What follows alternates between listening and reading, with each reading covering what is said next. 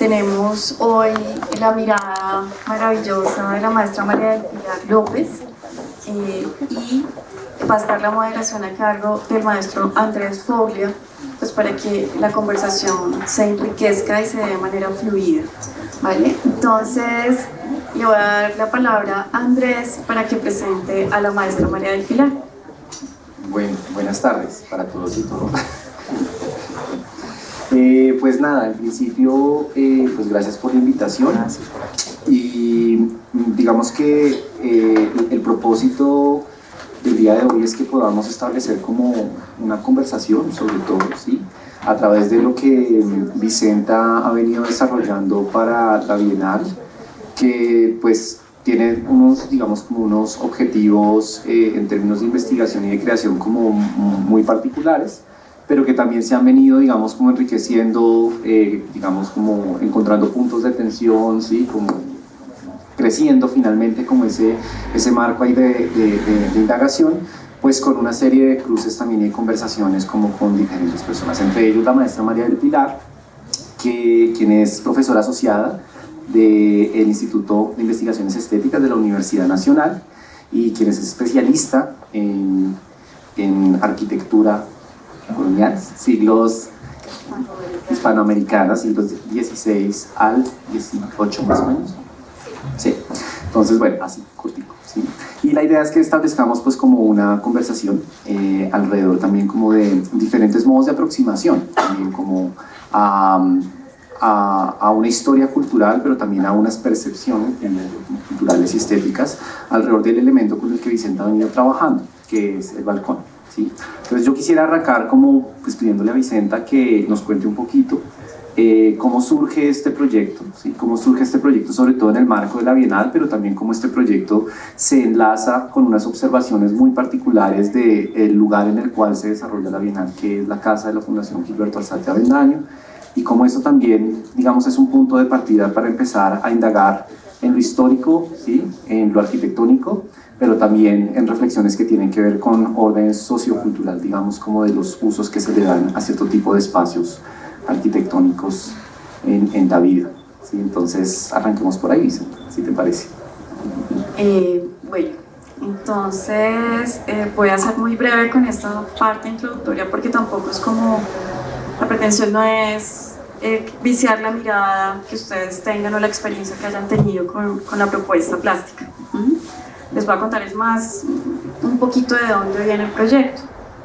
Entonces, como explicó Andrés, la Bienal, la Bienal de Artes Plásticas y Visuales, pues propone artistas plásticos abordar problemáticas o intereses que tengan que ver con la arquitectura, la memoria o la historia de este espacio. La convocatoria sale en tiempo de pandemia. Entonces, pues claro, uno para trabajar un in situ, una intervención, una instalación, pues lo que debe hacer es aproximarse primero al lugar, ¿no? Entonces no era posible ingresar al espacio de la casa, entonces era comenzar a rodear el espacio. Encuentro varios elementos,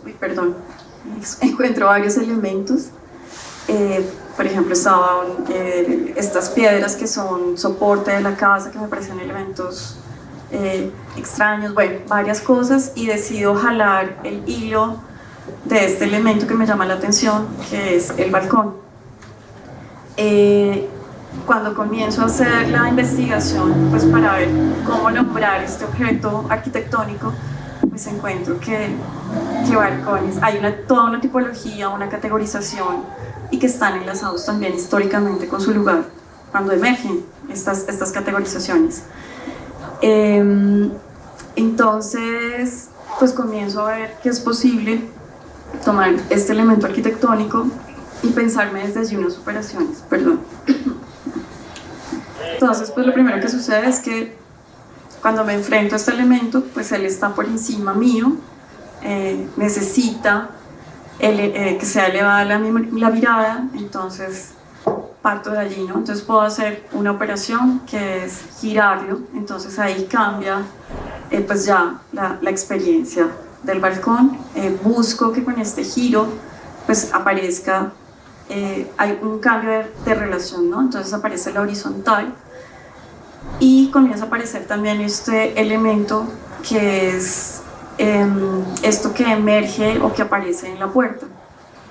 Entonces a partir de allí lo que busco también es como, bueno, estoy ya no por debajo, sino que comienzo a pensarme en, pero pues es un en que, si no estoy mal, Foucault llama heterotropía, un espacio heterótropo, porque es y no es. O sea, es un lugar posible, pero también es ilusorio, y al ver esta imagen espejada de ti mismo, estás en un espacio que no es, pero te devuelve otra vez en el lugar que estás y eres consciente.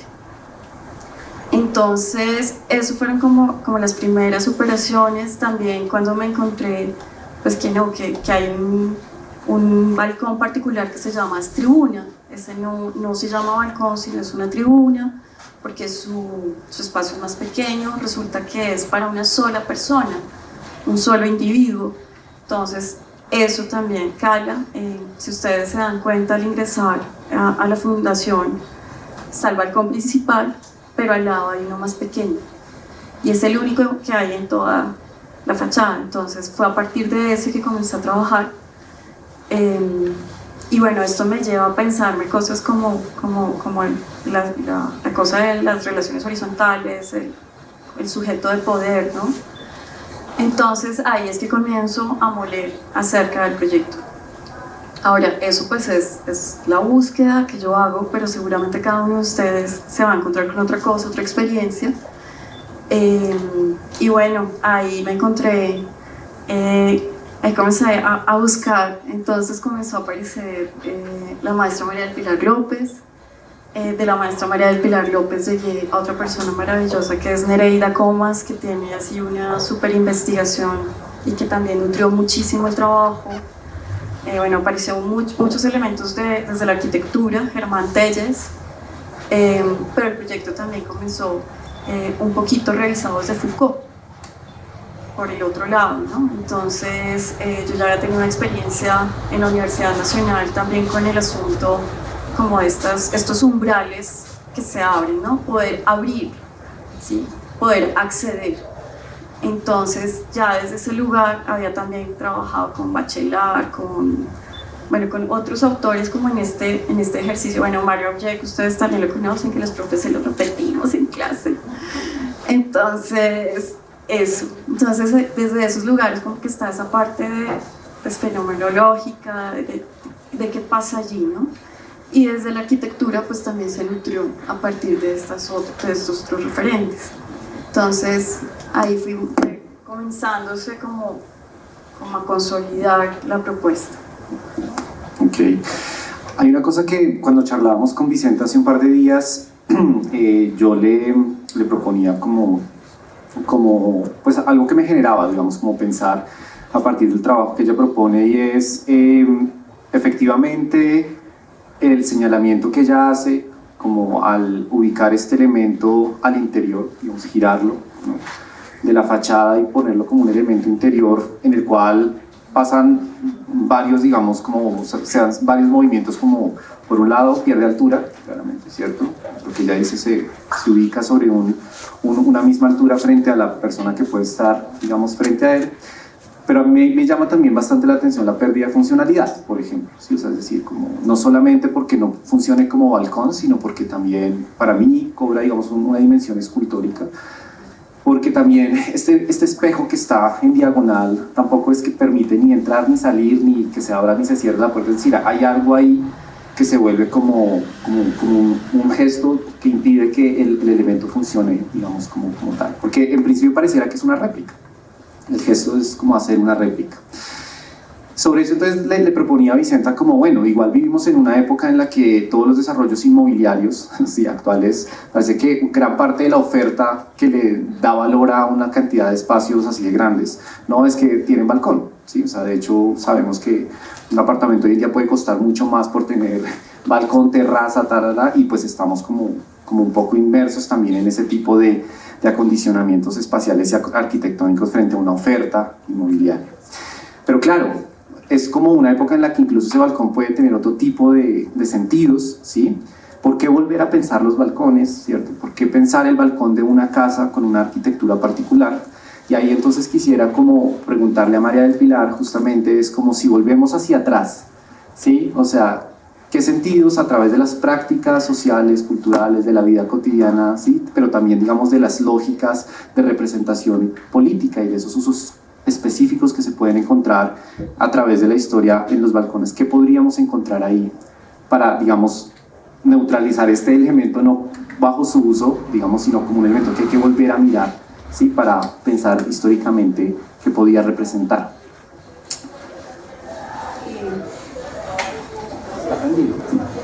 ¿Me oye? Bien. Bueno, pues yo agradezco en primera instancia pues, a Vicenta que me haya invitado a este conversatorio y bueno, con respecto pues a la pregunta o comentario, hay muchas cosas que se pueden decir y muchas cosas que a veces se desconocen. Yo no he hecho una investigación profunda sobre el balcón, he tratado de aproximarme a los espacios de la casa, a los espacios que se habitaban, ¿no? Desde finales de la Edad Media y todo lo que nosotros conocemos como el periodo colonial, siglo XVI, XVII y XVIII, de ese ámbito y parte del XIX y algo del XX puedo yo comentar algo del balcón, ¿no? Desde también, o fundamentalmente de una perspectiva histórica. Pero dijéramos, esos espacios de la casa me han relacionado con componentes o elementos de la casa, o sea, y uno de esos elementos de la casa es el balcón, ¿no? Así como es la escalera, ¿no? Así como son las galerías, así como son otros elementos, las mismas puertas, ¿no? o las ventanas. En ese sentido, pues el balcón, yo busqué indagar un poquito y paralelamente a mi indagación sobre el elemento, ¿no? de la arquitectura, yo ya había y iba realizando un trabajo asociado, como le decía yo a Vicenta, a la mujer, al mundo femenino, al espacio de la mujer. Y tiene una conexión interesante, ¿no? Importante.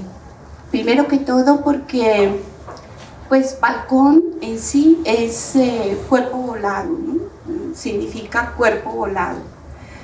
Pero eso tiene unos antecedentes que están en el ajimez, ¿no? El ajimez es como ese cajón también volado, pero es un cajón literalmente hablando, o una celosía con perforaciones, con huecos, no la celosía propiamente, sino como unas especies de pequeños visores u óculos que normalmente las casas, ¿no? de origen islámico tenían principalmente en España. Yo estudié eso y veía cómo la vivienda común, tradicional, tenía esos ajimeces tan simples, pero que se fueron con el tiempo complejizando, creando como una especie de balcones, ¿no? Muy cerrados, muy tupidos, ¿no? Con un tejido de madera que es la celosía que nosotros conocemos. Y que en su significado original o el origen, ¿no? del ajimez viene como de dos términos o dos palabras, simasa, que quiere decir ventana, y la otra palabra sería sams, que quiere decir luz. Y es como ese buscar desde el ámbito, ¿no? del harén femenino, ¿verdad? del ámbito femenino, esa conexión con el afuera, porque las mujeres en esa época vivían muy cerradas, muy encerradas, tanto así que cuando se expulsa, ¿no? al Islam, ¿no? de España, sale esta cultura, no sale la cultura, perdón, sino dijéramos como esos cuerpos de poder, ¿no? del territorio de la península ibérica, pues al desaparecer los ajimeces, porque hay una legislación muy fuerte sobre borrar los ajimeces, ¿no?, de las fachadas, sobre todo desde el periodo de la reina Isabel la Católica, pues quedaba un hueco. El ajimez, al desaparecer, queda el hueco en la fachada. Y ese hueco, ¿verdad?, así lo llamaron, cómo usar el hueco, y se llamaba hueco. Y las ventanas, las primeras ventanas de casas que no tenían, que por la normativa islámica no tiene fachada, no deben de tener ventanas, pues esos huecos, ¿verdad?, conectaron con algo que en ese momento se facilitó muchísimo darle una solución, y es el tema del balcón. ¿Por qué? Porque por otro lado, con la expulsión del Islam de España, queda, dijéramos, hay un cambio, ¿no? Quedan como las posibilidades de dar un giro, ¿no?, en la estructura urbana y en el orden social, ¿no? Y se empieza a privilegiar lo público. Y al privilegiar lo público, ¿verdad?, se requería, al privilegiar lo público, al privilegiar la calle, al privilegiar la plaza, al privilegiar los eventos no sociales, pues se quería tener en la fachada, ¿no?, ese elemento que pudiera potenciar, fortalecer, contribuir, ¿verdad?, a esa actividad social, a esa actividad pública. Y ese hueco lo reemplaza ya no un ajimez, que era muy femenino, ¿verdad?, sino el balcón. Y claro, el balcón por la mujer va a tener un uso específico, y el balcón por el hombre pues también tiene su uso y su carácter, ¿no? Me refiero solamente a la vivienda. Entonces, bueno, no sé si hasta aquí dejo o sigo. Es que hay una cosa, en una conversación anterior que tuvimos con la maestra María del Pilar, que nutrió el trabajo, hablábamos precisamente de eso, ¿no? Que su merced me comentaba, y yo, bueno, yo lo había, no sé si está bien la semejanza, pero era que así como la mamá le dice a uno, o le decía en mi época, deje de ser tan callejera, en su momento con el balcón el asunto era deje de ser tan ventanera, ¿no? Porque era también como que había un recato, y las mujeres solamente podían estar de la puerta del balcón hacia adentro, no podían ingresar en lo que era el espacio de ese balcón. Era pensado para esa presencia masculina. Sí. Pues el balcón en general, dijéramos, cuando ya aparece y se va consolidando, y que tiene diversas fases: un balcón abierto, un balcón con tejado, un balcón con sus claros, ¿verdad?, o sea, con módulos, y aparece una legislación, una reglamentación de tamaños, usos, profundidad del balcón, longitud del balcón. Bueno, hay todos unos reglamentos, ¿no?, de Estado que reglamentan el balcón. Pues con eso se privilegia fundamentalmente el poder. Muchos balcones se construyeron a partir de tener una silla de brazos y respaldar, donde los hombres se sentaban, porque las mujeres en esa época utilizaban cojines, y entonces se le decía al carpintero, debe de tener la profundidad necesaria para sacar una silla, girarla, ¿verdad?, y que quepa y que funcione, ¿sí? Eso así se le decía al carpintero, imagínense. Más o menos eso da como 80 y algo centímetros, es como 3/4 de vara, o casi una vara, ¿no? Entonces, pues era para el uso de disponer ahí los asientos para el hombre, o el uso del hombre. Y sobre el recato, pues lógicamente desde que inicia, ¿no?, todo el periodo de la era cristiana, la mujer está muy protegida, encerrada, enclaustrada, realmente, ¿no?, en Occidente, en España. Así continuó en tiempos de la reina Isabel. Aparece un ámbito muy particular en España que no aparece en el resto de Europa, que es el estrado de la mujer. El estrado es un elemento único en el mundo, ¿no?, que solo aparece ahí y por extensión a los nuevos territorios, o sea, a América, España. Nada más, no existe en ninguna otra parte. Entonces, este lugar, ¿verdad?, si bien en el periodo del Islam se conecta con el Ajimed para que la mujer visualizara a través de ese rayo de luz, ¿verdad?, la calle, el espacio abierto, ¿no?, etcétera, pues en el caso del mundo ya colonial, que nosotros conocemos como colonial, pues la mujer tenía la opción de asomarse al balcón, pero no asomarse del cuerpo completo, sino ser recatada, como Vicenta dice, ser muy mesurada, ¿no?, en el manejo del balcón, porque además si uno recorre la pintura, por ejemplo, de Murillo, la pintura de Velázquez, bueno, las pinturas no sé, Rembrandt, ¿no?, casi toda mujer que se asoma a una ventana, porque hay muchas pinturas en esa línea, son mujeres un poco de la vida alegre, un poco vulgares, un poco recatadas, jóvenes imprudentes, ¿verdad?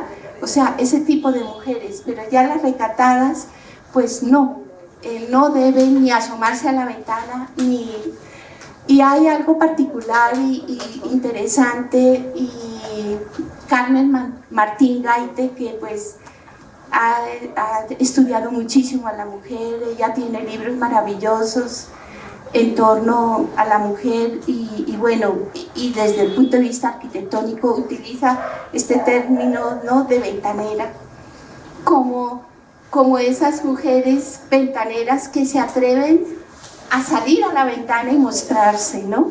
Y en el campo de la literatura ella destaca, tiene unas publicaciones como la mujer se lanza, ¿no?, a la sociedad, a arriesgarse, a mostrarse, ¿no?, a mostrar sus sentimientos, a decir las cosas, y las denomina ventaneras, ¿no? Entonces es algo interesante ahí. Bueno, ahí van saliendo como varias cosas que estaría chévere como poder ir también como ampliando, pero también como vinculando como con ciertas cosas que aparecen aquí. Digamos, el trabajo de Vicenta, hay un gesto que intenta pensar de forma crítica las relaciones de poder que se producen, digamos, como en el uso, ¿sí?, de este espacio, digamos, de forma particular, ¿no? Encontramos que claramente, pues, con las referencias que nos da ahí este contexto que nos brinda María del Pilar, pues empezamos a encontrar que esas prácticas sociales y culturales están anclados a una cantidad de modos como los cuerpos operan en el espacio público y en el espacio privado, ¿no? Y que además eso está atravesado, pues, por unas relaciones de sistemas de creencias, ¿no?, que anclan un lugar con la moral muy fuerte, ¿sí? Sí. Ese gesto, digamos, como que tú planteas, ¿sí?, se ubica en un marco, digamos, de relación, de trastocar esas relaciones, ¿sí?, que podríamos ubicarlo donde dicen, por ejemplo, hay algo que tú propones en tu texto de entrada de sala, ¿sí?, frente a justamente un contexto en el cual vale la pena volvernos a preguntar esas relaciones que tenemos entre sujetos, ¿sí? ¿Cuál sería ese marco, digamos, como de referencia, que no necesariamente apunta a una condición o a una situación específica, ¿cierto?, sino más bien a la potencia que puede haber ahí para empezar a generar esas transformaciones de cosas tan simples como, y si nos ponemos en el mismo plano, ¿qué sucede?, ¿cierto? Si nos reflejamos en un espejo y nos vemos adentro y afuera, ¿qué sucede?, ¿sí? ¿Nos podrías ahí como contar un poquito sobre ese gesto ahí? Pues creo que has llegado al punto, pero pues era un poquito lo que les contaba al principio, que era pues ver este objeto, este elemento arquitectónico y verlo hacia arriba, ¿no? Entonces pensar cómo se dispone también mi cuerpo frente a esto que me obliga a mirar hacia arriba, ¿no? Y pues ya también estudiando la historia de la fuga, pues era como quienes habían habitado esta casa, ¿sí? Entonces pues está el virrey Sámano, bueno, por aquí pasaron varios, y los nombres, ¿no? Creo que también Pamela me corrige, por favor, si estoy diciendo algo que no. Creo que también fue propiedad de algún pariente de Nariño, Ortega. Espeleta, gracias. Y pues como que comencé a ver cómo rastrear apellidos muy importantes que habían pasado por la casa. También pues no es gratuito, es la calle 10, ¿sí? Es un espacio, como decía María del Pilar, un espacio de procesiones. También que encontré que se arrendaban el balcón para poder precisamente poder ver desde arriba.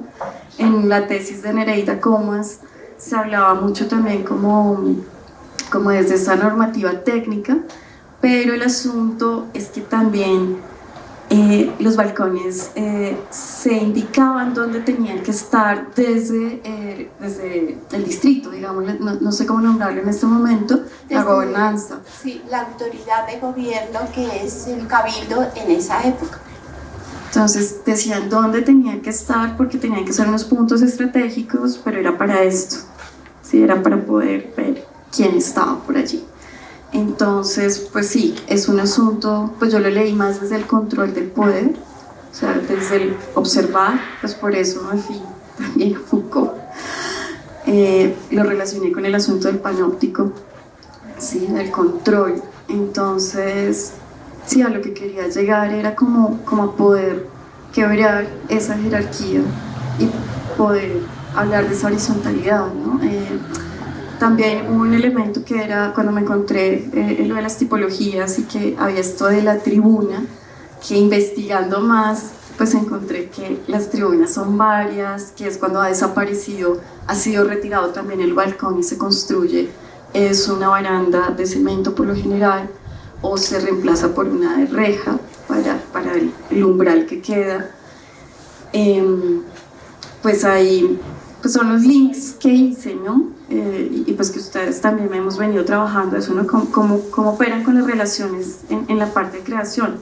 Entonces el link que hice fue, sí, la tribuna, la proclama, quién está allá arriba, y pues qué chévere que ahorita como que se plantea un momento político en el que pueden estar cambiando las relaciones, ¿no? Que los de abajo estamos arriba, pero más que pensarnos arriba es como que estamos en horizontal, así que podemos hablar, es eso. Sobre algo que mencionabas, María del Pilar, con relación a, digamos, a lo que empieza a pasar con ese link, o más bien como ese puente que se teje a través de un balcón que explora como ese espacio privado y empieza a manifestarse en una conexión con el espacio público, ¿sí?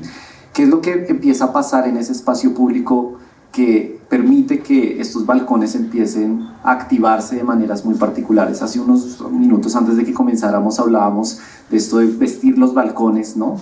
Y de todo lo que eso representa incluso como para estar, digamos, conectado con esa vida pública. ¿Qué es lo que empieza a pasar en esa vida pública en el que el balcón se vuelve como un elemento con el cual se puede conectar hacia afuera? Pues como comentaba antes, desde muy comienzos del siglo XVI, de finales del siglo XV, se presenta o se plantea con el cambio de gobierno en la península una búsqueda, ¿no?, de lo público, una modificación de la ciudad que no fue nada fácil, un cambio de normativas, ¿no?, y de reglamentos sociales que generaron pues fuertes reacciones también en la sociedad, pero que sin embargo en América se insertaron muy fácilmente, porque pues como aquí en ese mismo momento se empezaban a construir las ciudades, pues las ciudades se construyeron sin mayor problema sin tener que modificar una ciudad medieval, ¿no? Que no tenía plazas, que eran callejuelas, que no existía un paramento continuo, ¿no? De fachada, ¿no? Y cuando vemos acá nuestras ciudades, pues son manzanas regulares y tenemos un paramento como obligación, ¿no? De construir un paramento, lo importante el paramento, y eso ya demarca el espacio público. Esto es muy largo de contar, pero dijéramos la calle y la plaza muy bien definidas y unos usos para esos lugares, ¿no? Particularmente. Y es ahí donde se busca reunir a la gente, congregarla, realizar las fiestas comunes, realizar los eventos religiosos importantes, procesiones, fiestas, ¿no? De patronato, fiestas de cofradías, ¿no? Etc. Entonces ahí el balcón entra, no solo el balcón, la portada de la casa, el balcón, ¿verdad? Y las ventanas, todo empieza a tener un control del Estado. Cuando uno ve una casa colonial, tiene tres componentes. Uno es el primer nivel de la casa, el primer piso, y estoy hablando solo de casas principales, como de esos gobiernos o esos principales virreyes, oidores, capitanes, etcétera, que habitaron estas ciudades. Entonces, esas casas son por lo general de 2 pisos, y al ser de 2 pisos, ¿verdad?, se requiere ese elemento que es el balcón. Pero entonces el primer piso es semipúblico, realmente es muy de servicio, es netamente servicio. El segundo piso es la casa de habitar y la fachada. Son 3 elementos, ¿no?, totalmente diferenciados, que forman parte de lo que es la propiedad privada de una persona. Pero la fachada, a diferencia de ese primer piso y segundo piso, comparten, dijéramos, está sujeta a un reglamento público, ¿sí? Si la autoridad de la ciudad, la alcaldía, etcétera, solicita que se haga un balcón, porque por ahí es fundamental el paso de la procesión, como Vicenta decía, pues necesariamente esta persona, el propietario de la casa, el fundador de la casa, la autoridad que en ese momento esté en la casa, tiene que construir el balcón, ¿sí? La mayoría de los balcones, la mayoría en Tunja, en Bogotá, en Popayán, en Cartagena, que forman parte del centro histórico, se empezaron a construir más o menos en 1600, 1602, 1603, cuando ya realmente la construcción estaba más o menos consolidada y se podía insertar los balcones, y se construyen desde afuera hacia o sea, se clavan en la fachada, no nacen con la construcción, ¿sí? Son a posteriori, ¿sí? Son ubicados después, cuando ya la ciudad está funcionando, cuando culturalmente, ¿no?, hay una serie de actividades, ¿verdad?, políticamente, ¿no?, se desarrollan una cantidad de eventos. Entonces ahí se dice, aquí necesitamos un balcón, otro balcón, ¿verdad?, y así sucesivamente. Igual pasa con las portadas y la heráldica de la portada, igual sucede con las ventanas, ¿no? Entonces, claro, el balcón aparece como en esta casa, pero en otras también sucedió, a veces diferenciado. Hay balcones corridos, encadenados, hay un balcón amplio, grande, hay balcones de esquina, hay balcones de solo un cuerpo, ¿no?, de claro de balcón, o sea, para una persona, lo que tú comentas. Y entonces, claro, en una casa pueden tener funciones diferentes, normalmente tienen funciones diferentes. Vemos casas muy elegantes con grandes balcones, pero de pronto hay un balcón de cajón cerrado con cristaleras y eso, y claro, eso seguramente da un salón especial, ¿no? Ahora, esto, por ser público y manejado desde el interés de lo público, ¿verdad?, era susceptible de ser asignado a los principales de la ciudad. O sea, que si yo soy la autoridad, soy el alcalde, y yo digo, se va a realizar las fiestas de la jura de Carlos IV, estoy diciendo cualquier ejemplo, pues listo, entonces invito, ¿no?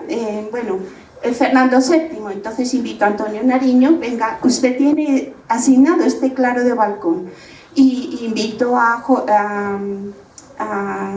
Torres, perdón, bueno, el contemporáneo, entonces, Camilo Torres, entonces a usar el otro claro de balcón, y a la familia, no sé, Gertrudis, ¿no?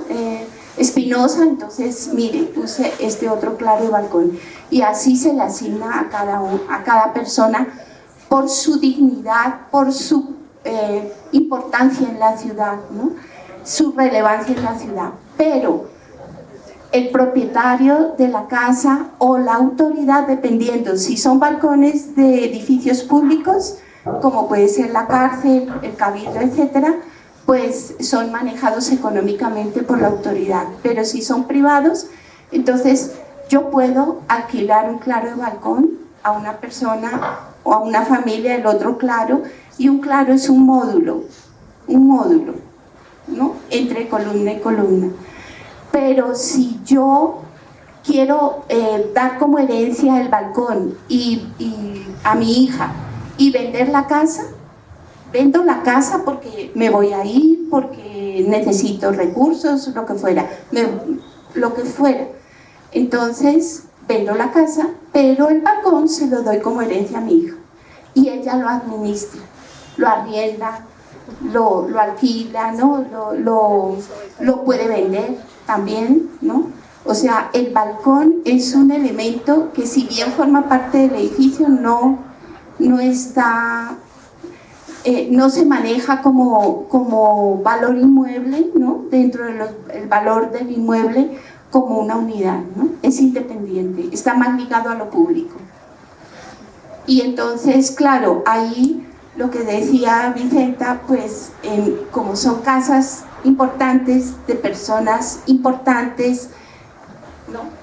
En la administración de gobierno, pues lógicamente el balcón está en el segundo piso, y desde ahí no solamente se muestra la familia, se exhibe la familia en los eventos públicos, sino que de pronto puede aparecer una autoridad, un pregonero, ¿no? Dependiendo del caso, si en esa casa hay una asamblea y se está debatiendo algo y de pronto se quiere comunicar al pueblo, pues se utiliza, ¿verdad?, lo que tú comentas como la tribuna, y se puede anunciar al pueblo. Bueno, ese tipo de cosas puede pasar. En las fiestas, tanto civiles, ¿no?, como religiosas, existía todo un reglamento de ciudad para embellecer y engalanar las fachadas, no solo los balcones, sino toda la fachada. Entonces, la autoridad muchas veces asignaba unos recursos públicos para colocar la iluminación, los faroles, colocar las velas.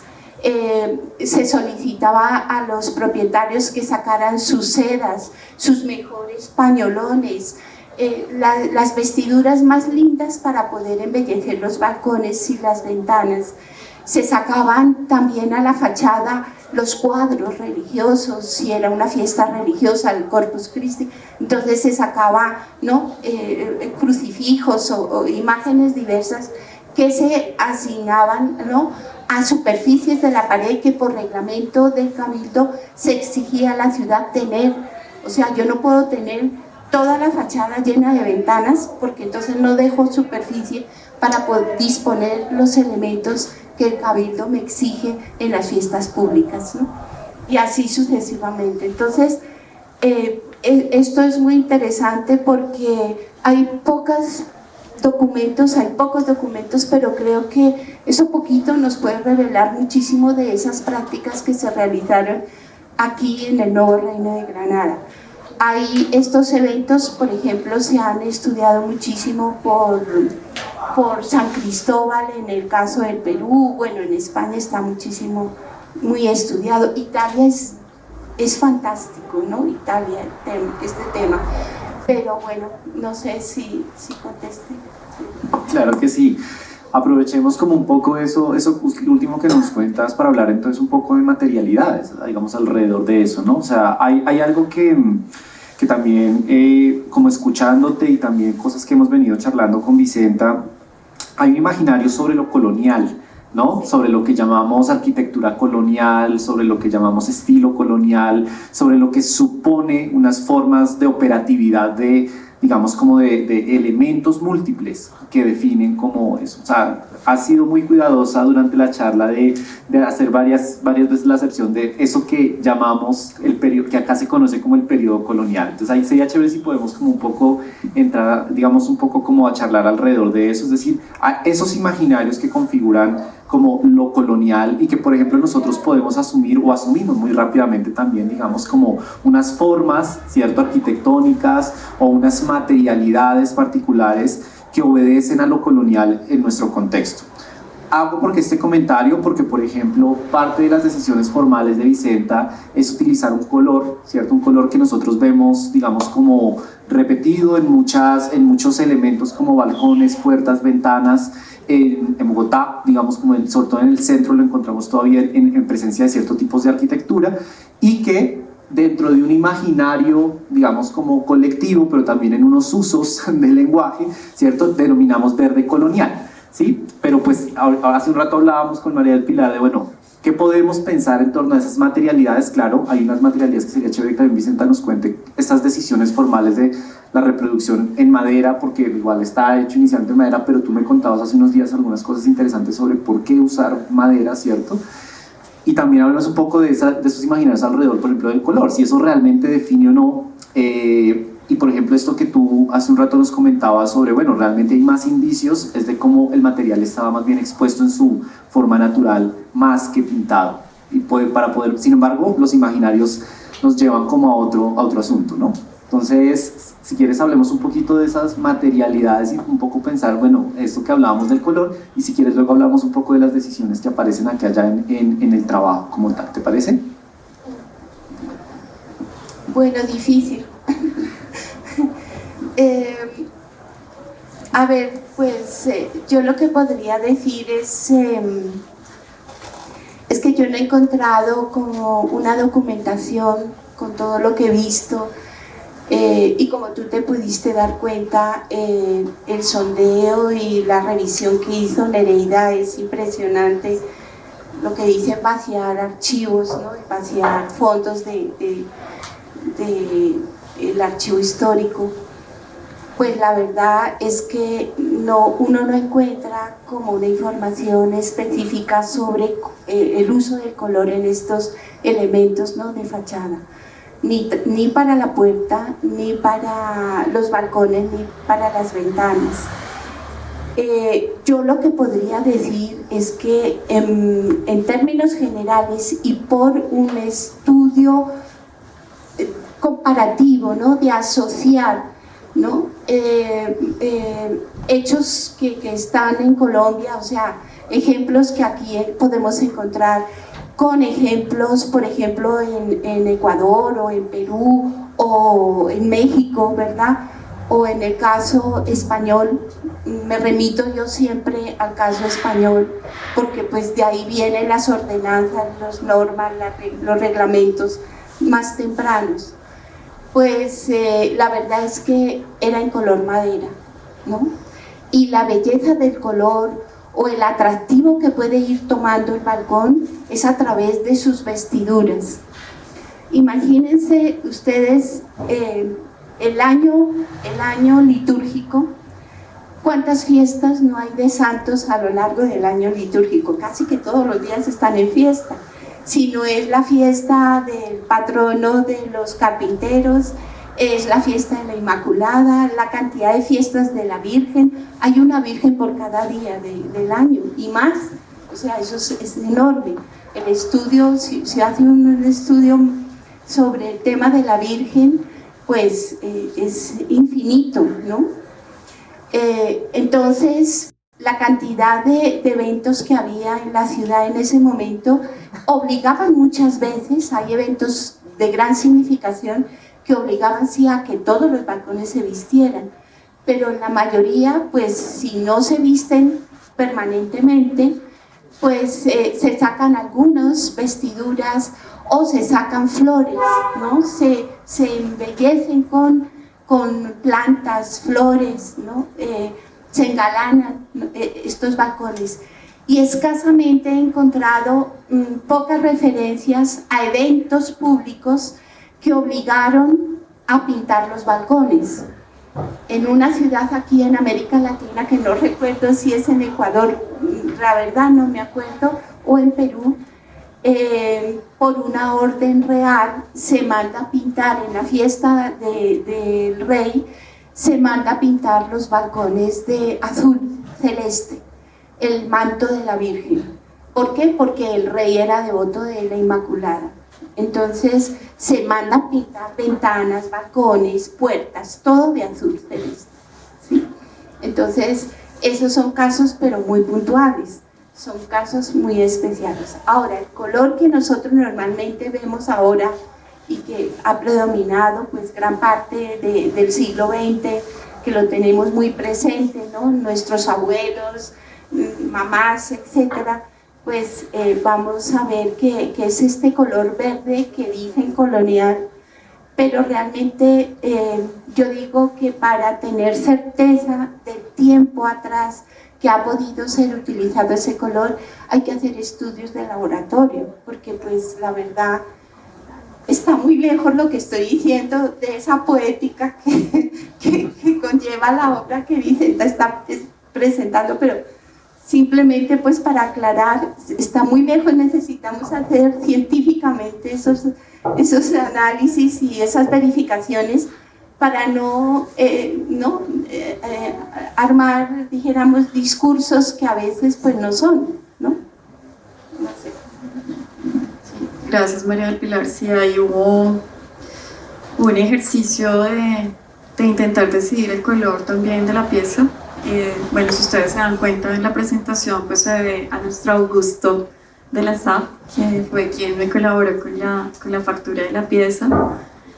Y pues claro, cuando la pieza estuvo armada, pues eran las calidades de la madera, sus colores, y fue como, ay, ¿será que la dejamos así?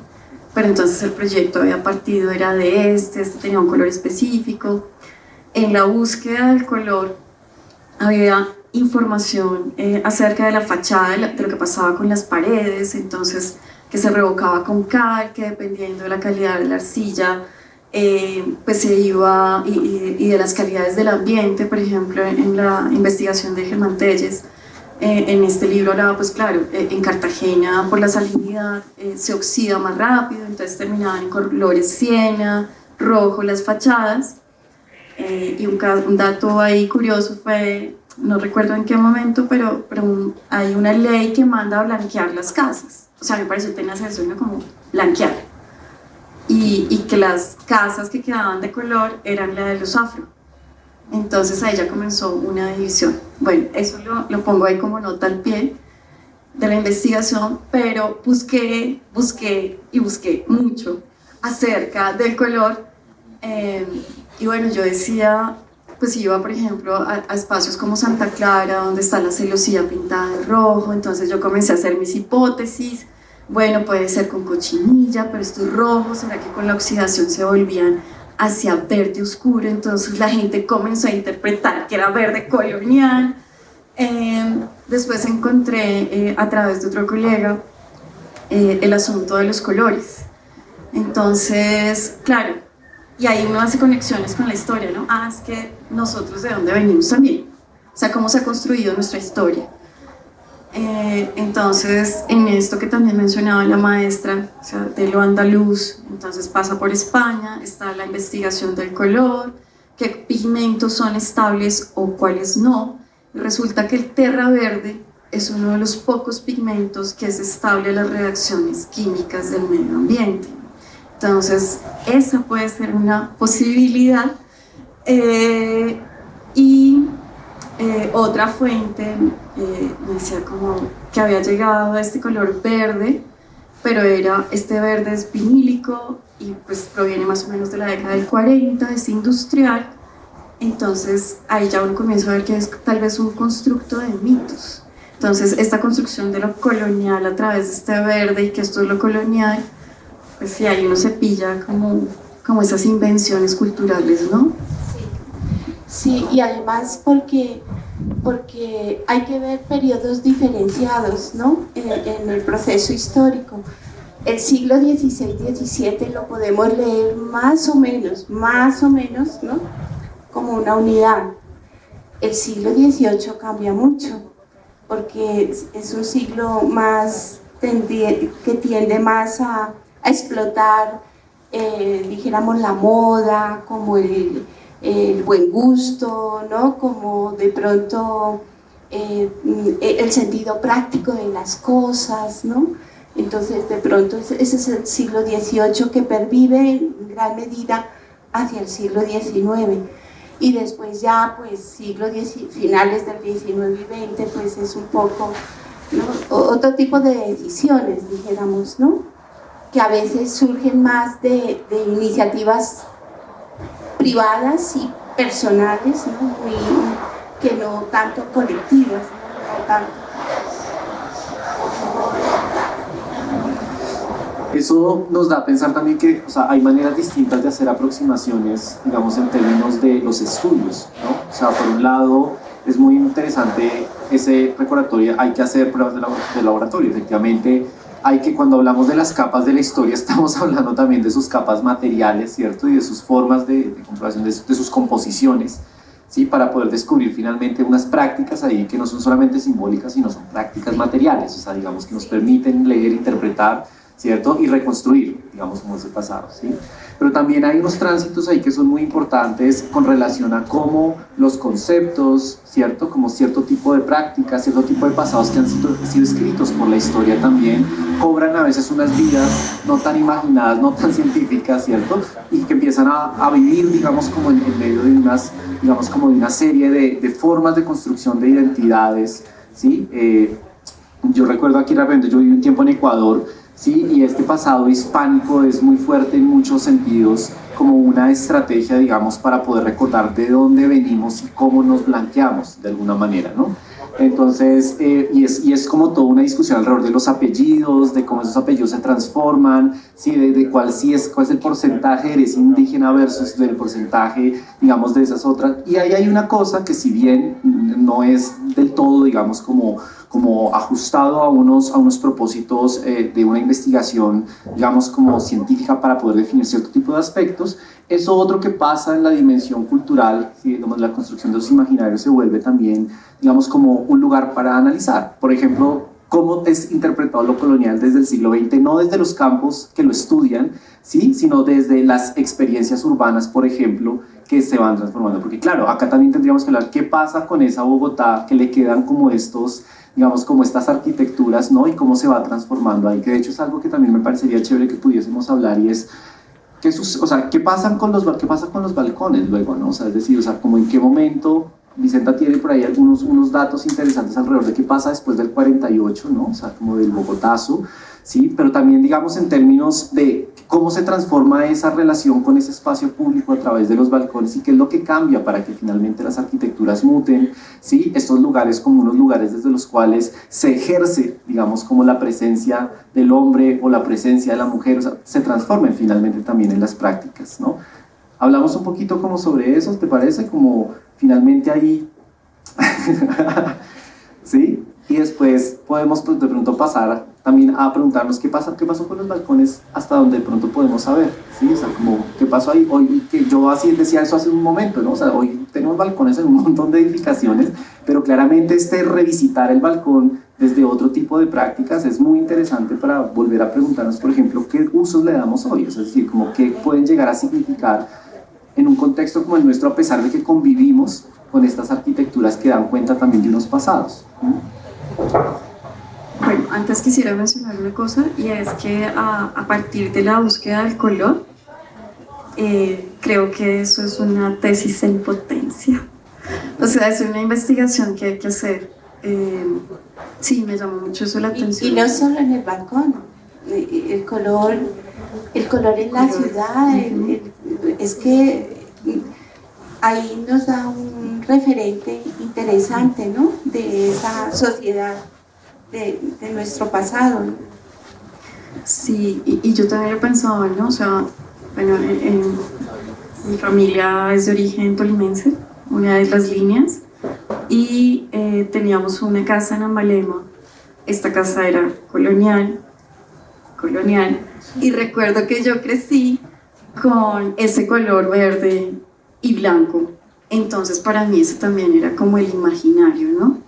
Entonces fue comenzar a hacer la investigación y darme cuenta que, Y respondiendo también pues, a lo que me preguntaba Andrés respecto a lo que pasó entonces con esos balcones, ¿no? Entonces, ustedes que son viciosos y estudian historia, pues saben que viene el Bogotazo, y ahí Nereida pues fue apoyo porque pues también menciona, ¿no? Entran en desuso. Ese es el momento clave, pues por todo lo que sucede en la ciudad, que este elemento como que se invisibiliza, como por la magnitud de todo lo que pasa. Entonces, ese es como el punto. Y por este lado, ¿qué pasó con el balcón? ¿Cómo se transformó también esa práctica? Y pues finalmente desde la arquitectura, ¿cuáles son esas mutaciones de ese siglo XVIII, siglo XIX? ¿Sí? No, pues sobre todo en el siglo XX. En el siglo XX, como dices, y Nereida lo expresa muy bien, porque les cuento, ella hizo el inventario de todos los balcones del centro histórico de Bogotá y está estudiado uno por uno. Es algo impresionante. Pero sí, realmente fue un momento clave para este objeto, este elemento de la arquitectura, porque con la destrucción de muchos balcones, la quema de edificios, de viviendas, de lugares, hubo, dijéramos, un aprovechamiento para ciertas construcciones que son hitos, ¿no? En Bogotá, en el caso de Bogotá, como es el caso de la Casa del Florero, ¿no? La famosa Casa del Florero, el balcón de esquina. Entonces hay aprovechamientos, ¿no? De otros balcones, inclusive hay muchas construcciones que se trasladaron completamente de un lugar a otro, y X construcción que tenía el balcón original desapareció, la fachada con referencia a lo colonial, ¿no? Se transformó totalmente. Inclusive actualmente nosotros detectamos como unas cuatro ventas de balcón, del traslado de la carrera octava, novena más o menos, varias casas ya pues los balcones medio destruidos y a punto de caerse, pues se vendieron a otras casas que se estaban restaurando en la parte alta de la Candelaria y así sucesivamente. O sea, eso se fue dando de una manera sin control, ¿no? Pienso que sin control. Y en ese sentido, pues desfiguró mucho lo que era la ciudad original, ¿no? Y el peso que podía tener estos elementos en ciertos sectores o barrios para darles ese debido reconocimiento antiguo, ¿no? Original, o ese carácter que hubieran tenido. Por otro lado, pues se pudo detectar que si bien en algunas construcciones permanecieron, el uso no fue el más adecuado. Casi siempre se cerraron con lo que pudieran tener las familias que habitaron, que casi siempre eran como casas de inquilinato, y se utilizaron como depósitos. Entonces, ese fue el uso que se le dio, un depósito. Y un depósito que al estar medio a la intemperie, pues se fue deteriorando muy rápidamente. O sea que la cantidad de balcones que perdimos es impresionante. Hay fotografías antiguas que muestran que no había una casa sin balcón. Imagínense ustedes, de estos balcones tradicionales que vemos que Vicenta nos está mostrando acá con su trabajo, pues listo, no, referentes a ese tipo de balcón, sí, no había una sola casa sin balcón. Entonces, imagínense cómo era Bogotá en fotografías de 1910, ¿no? De 1900, de 1890, por esas fechas, porque el centenario dio un vuelco a la ciudad, ¿no? E introdujo en la ciudad pues nuevos materiales como el cemento principalmente. Entonces, pues eso, sí. Ay, perdona, yo aprovecho una nota. En parte de la investigación también es como están los balustres, y los balustres era como una imitación de estas balustradas de los castillos que nunca hubieron acá, y comenzaron a trabajarse fue en hierro, pero el asunto era que se deterioraban muy fácilmente y el hierro era muy costoso. El material que había aquí eran maderas, y no cualquiera es maderas. Entonces también eso le deja a uno hacer un rastreo de qué pasa con esas materialidades, los cambios, los usos y las apropiaciones que se dan también desde el territorio de unas prácticas que vienen de otros lugares. Sí. Por ejemplo, con respecto a lo que comentas, si uno se remonta al siglo XVI, lo normal hubiera sido, ¿no? Que se construyeran o en hierro, ¿verdad? O en mármol, en piedra, ¿sí? En piedra rica o en mármol, o en el caso del hierro, pero la verdad es que hubo canteros acá en el Nuevo Reino de Granada. En otros lugares sí, llegaron algunos canteros, había una mayor riqueza de la piedra, y el hierro pues hubo mucha complicación. Eso requiere toda una investigación histórica, porque además hubo unas restricciones para trabajar el hierro acá en América, tremendo. Entonces, bueno, es largo de contar. Otra conversa. Sí. Bueno, claramente, o sea, transformación también lleva a nuevos materiales, ¿saben? Proceso de modernización también, ¿no?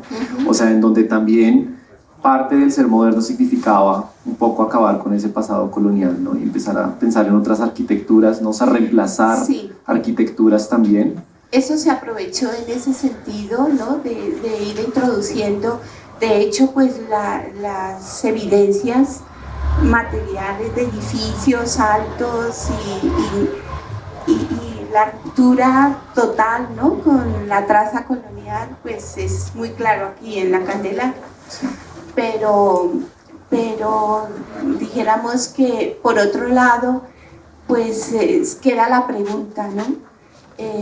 Queremos borrar todos esos testimonios de fachadas, ¿no? Queremos borrar realmente estos centros históricos, porque pues también se habla mucho que todas estas construcciones eran habitadas por españoles, pero no fue así.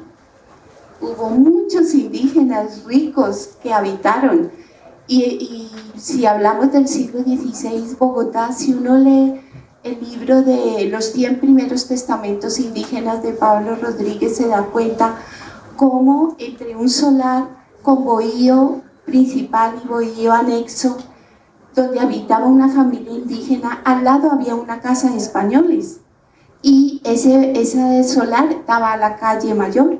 O sea, ese imaginario de casa, de ciudad, de traza de ciudad, ese tejido, ¿no? Cultural, eso no lo tenemos presente en nuestra historia, no es normal, ¿no?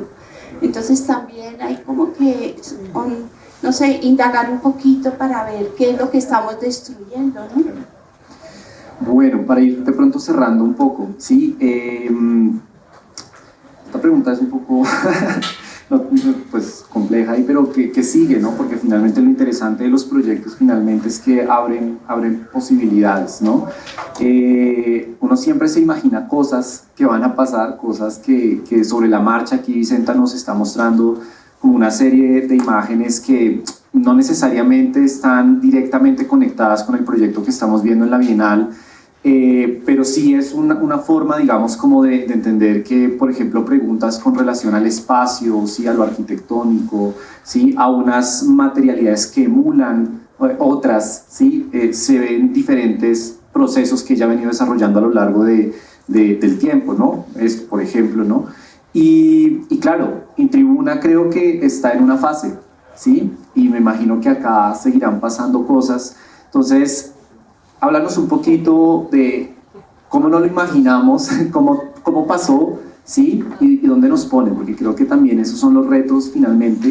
Y lo interesante de los proyectos es que no es como que uno hace esto y se desarrolla, sino que es que esto da para muchas otras cosas y muy seguramente se expandirá como en varias direcciones. Bueno, pues el proyecto tiene varias paticas, esa fue una de las cosas que pasaron, o sea, porque claro, uno parte de la pieza escultórica, de la instalación, pero encontrarme con el hecho de esta palabra nueva para mí, o estas nuevas clasificaciones que encontré y que allí apareciera la palabra tribuna, pues también dio como, o sea, ¿qué piensan los demás de esto también, no? Entonces era comenzar a conversar con la gente y preguntarle qué era tribuna para ellos. Finalmente esa parte del proyecto no se desarrolló como yo pensaba, pero trabajé con algunos compañeros estudiantes míos que están aquí. Entonces les preguntaba pues qué era para ellos, ¿no? Es otra generación, entonces tampoco está en su vocabulario esta dimensión arquitectónica. Entonces era la del estadio, la del concierto, la del colegio. Alguien mencionó el estrado judicial, la relacionó con esa, y alguien mencionó es un hueco a través del cual emerge un sonido. Eso en algún momento, pues, más atrás en la investigación, fue uno de los lugares que me interrogó, ¿no? Entonces, porque yo partí como de esta propuesta que hice para la fuga, que era esto que ustedes están viendo en los dibujos, en la maqueta. Y hubo un momento en que dije, ¿será que esto, si estoy pensando en la tribuna, en la proclama, ¿será que esto también suena? Y fue una decisión que dije, no, para este proyecto no va, porque hay otra decisión que es formal, que es encontrarse allí. Entonces dije, este es el proyecto y seguramente va a tomar otra forma. Aquí veo compañeros míos del proyecto Faenza, y bueno, ellos saben como que también ha habido ahí como un interés por lo sonoro desde hace un rato. Entonces queda como esa tarea, ¿no? Han habido otros proyectos que están ahí como cocinándose con el asunto de lo sonoro, pero creo que para esta versión, este proyecto se fue con esas decisiones, ¿no? Porque es o sea, tiene un contexto, tiene un contenido, o una intención más bien, que va hacia un lugar. Pero sí, se sigue moliendo. Yo quería decir algo. Yo quería decir que para mí fue muy grato conocer a través del teléfono, porque no nos conocían a Vicenta, pero lo poquito que pudimos intercambiar y bueno, de conectarnos, ¿no? en alguna conversación. Y para mí fue muy, muy grato realmente esa curiosidad, ese indagar, ese preguntarse, ese decir, uy, pero ¿qué más literatura hay? ¿Qué otra información? ¿Dónde puedo yo mirar? Bueno, esa curiosidad que ella tiene por todo este trabajo ligado al balcón, para mí fue una sorpresa de parte de un artista. Y yo no sé, pues me emociona, ¿no? Que se interesara tanto, e indagara tanto y preguntara tanto como ella lo hizo. Maestra, gracias. Muchas gracias a las dos por la charla, muchas gracias a ustedes. Abrimos un espacio de preguntas. Si quisieran comentar cosas, preguntarle algo a la maestra María del Pilar o a Vicenta, pues tenemos los micrófonos abiertos. Todos los días aprovechen a la maestra María del Pilar. Entonces, si tienen preguntas, podemos rotar los micrófonos y apuntar las luces hacia allá.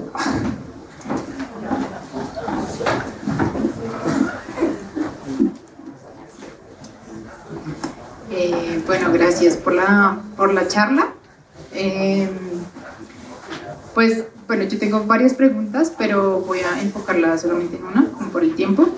Y es precisamente como que dentro de la pieza hay una intención, lo que yo he comprendido es que hay una intención de democratizar, digamos, como la mirada que se da respecto a la noción de el balcón, que tiene como unas relaciones históricas que tratan de mostrarse también respecto a las decisiones materiales, ¿sí?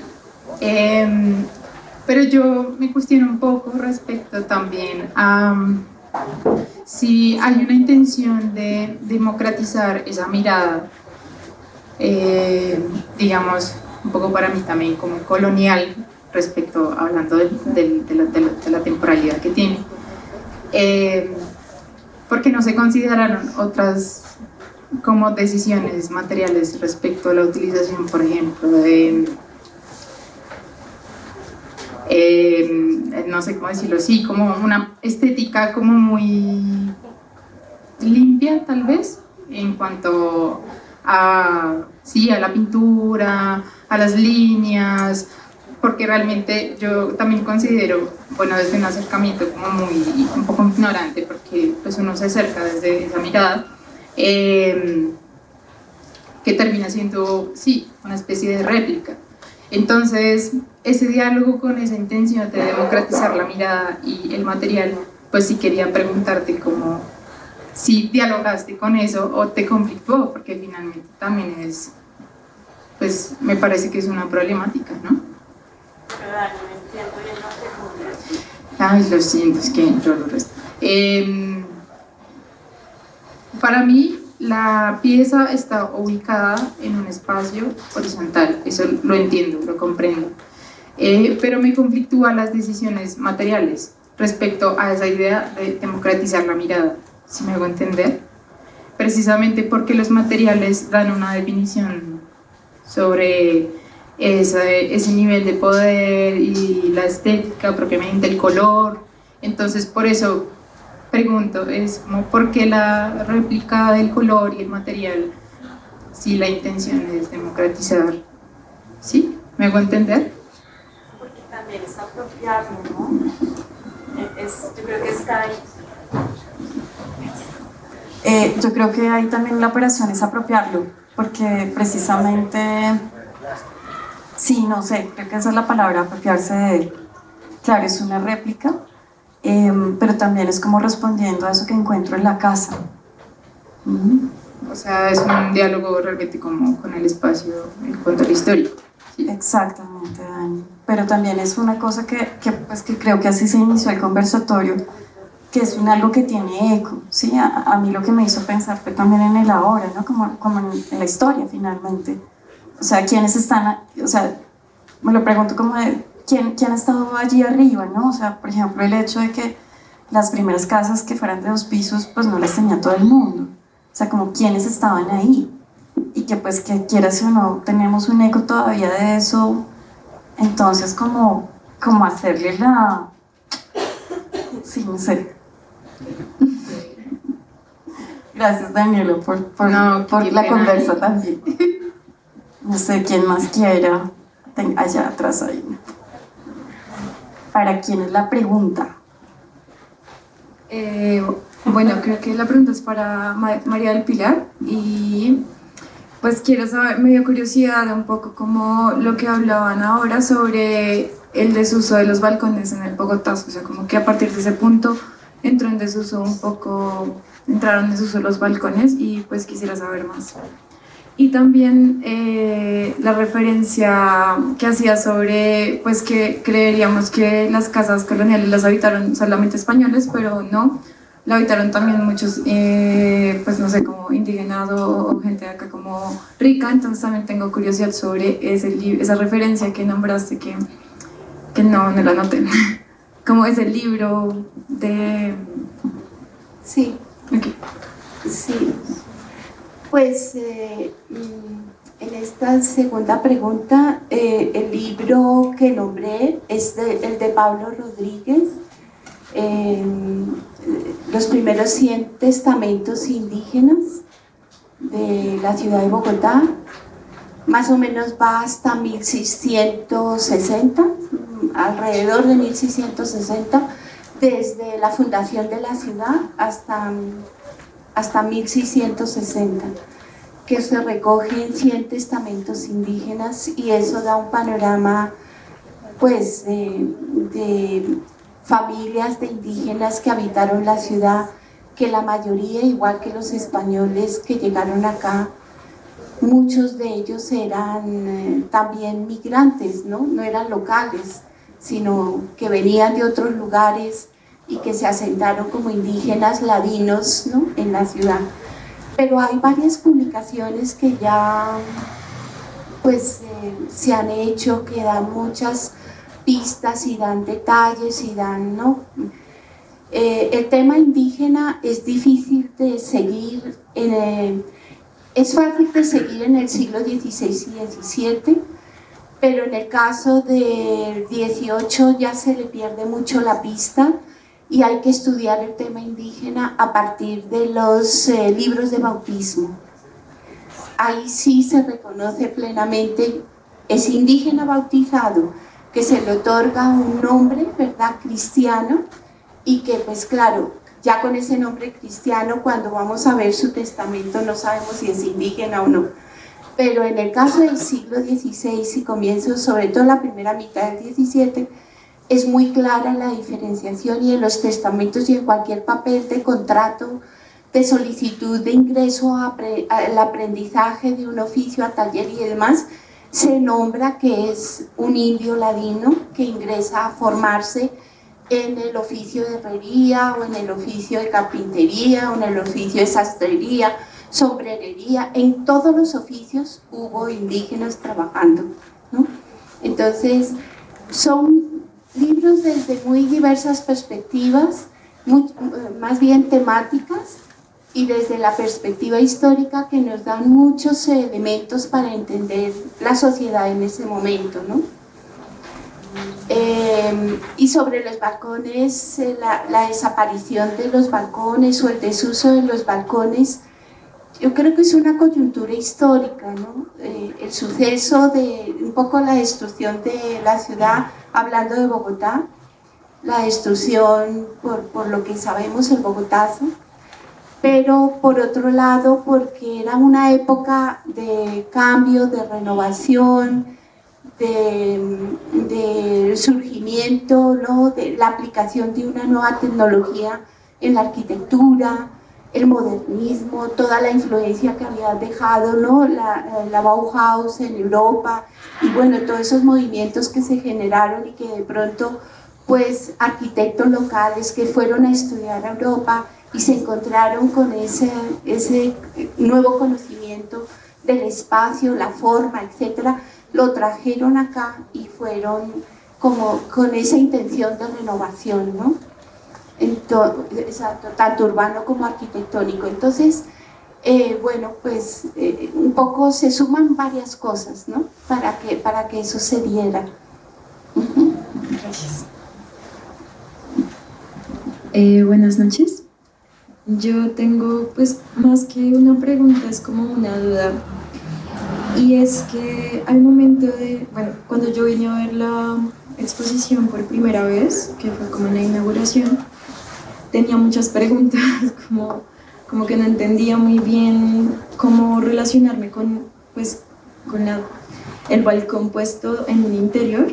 Como que, digamos que después pues empecé como también a procesarlo desde como que ese cambio, pues sí, desde la corporal, como desde el cuerpo, de no tener que mirarlo, sino que poder tener un balcón al lado, ¿no?, como a la misma distancia, ¿no?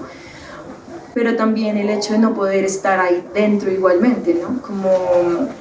Como que sigue estando ahí como muy al lado, pero pues es igual inalcanzable, porque es un lugar en el que pues por ser una obra y por X circunstancias pues no podemos estar parados dentro del balcón.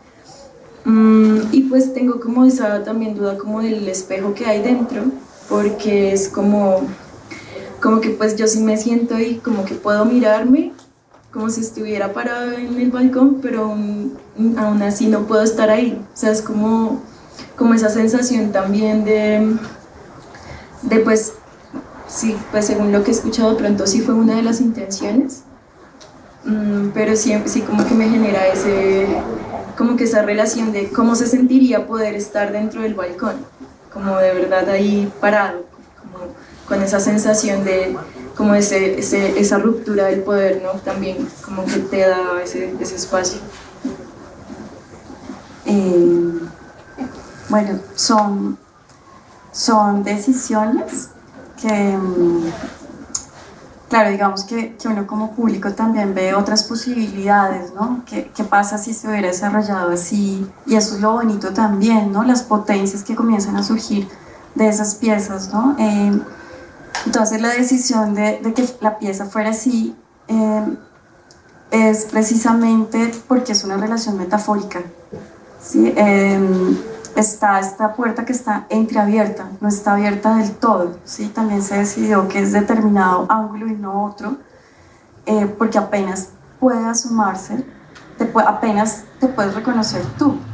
Entonces hablaba acá al inicio del conversatorio de algo que encontré después, que también es de Foucault, que habla de esto de espacios que son heterotopías.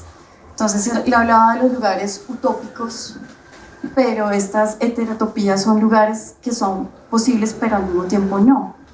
Entonces, pero que te permite, y este juego del espejo, pues te permite verte, proyectarte, pero al mismo tiempo ser consciente de que estás allí. Ya en el montaje con una compañera de ustedes que deben tenerla cerquita, conocerla, tenerla presente, Lina Bolaños, y durante el ejercicio de acompañamiento a Augusto cuando estaba con el asunto de la pieza, sí, hasta me lo pensé, dije, no, dejar una baranda suelta, que la gente se suba, pero entonces allá no tiene sentido el espejo, ya cambia el proyecto, ¿sí? Era lo mismo que pasaba con el sonido. Si entra el sonido, tampoco va eso. Y para mí era importante el espejo porque también es un elemento lumínico, ¿sí? En algún momento la maestra María Pilar mencionó la luz. Y para mí eso también es clave en la propuesta. Entonces, entonces Lina lo que dijo en su momento, muy coloquialmente, fue, no, pues se vuelve la pieza de centro comercial para tomarse la foto. Y yo dije, bueno, pero ¿por qué no? O sea, y comencé a hacerme preguntas, ¿no? Si estas piezas que encontramos en los centros comerciales, pues no pueden llegar a ser también escultóricas. Bueno, y ahí yo con mi rollo, pero finalmente pues dije, no, la obra cambia. Lo que deseo también es como que el espectador se visualice, se proyecte. Entonces de ahí pues fue esa decisión. Compás, no sé si hay otra palabrita porque ya nos toca ir cerrando. Entonces no sé si alguien quiera... Tal vez el micrófono, perdón, lo del archivo fotográfico me gustó mucho porque ha servido mucho el archivo fotográfico para estudiar arquitectura.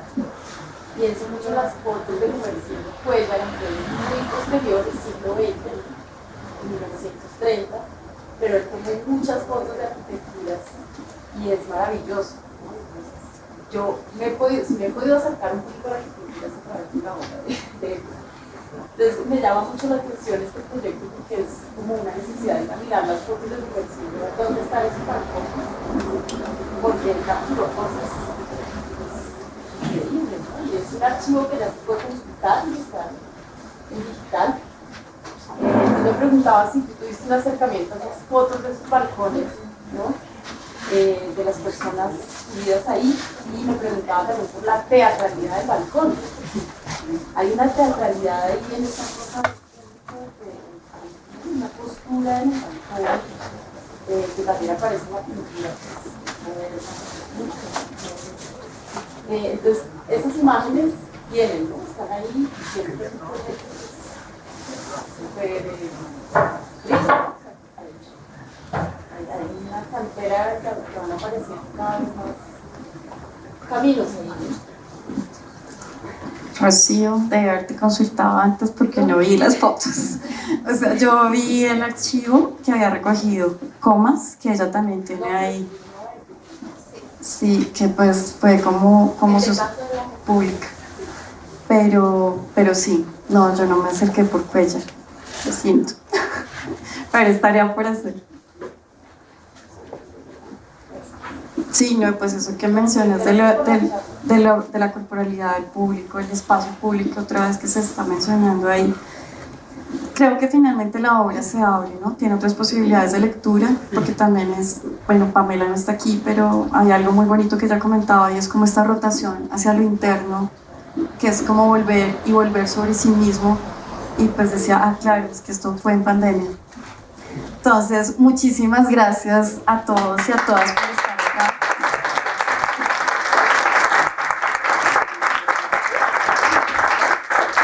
Porque finalmente estos espacios se hacen, es para ustedes y son posibles, es por ustedes, o sea, sin público esto no existe.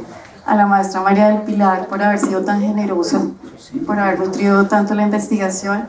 A Andrés, que también fue una escucha, un interlocutor, ustedes no saben el maestro que tienen, aprovechenlo. Es un excelente colega y par, entonces, pues sí, gracias a todos los que han estado aquí. La lista no me alcanza. Daisy, Andrés, Augusto, que pues ustedes saben que está ahí, y bueno, Camilo Calderón, que también ha estado ahí pendiente de la investigación. O sea, hay mucha gente de verdad que ha colaborado desde diferentes lugares. A la maestra Nereida Comas, por supuesto, por favor. Y bueno, de nuevo, muchísimas gracias, de verdad.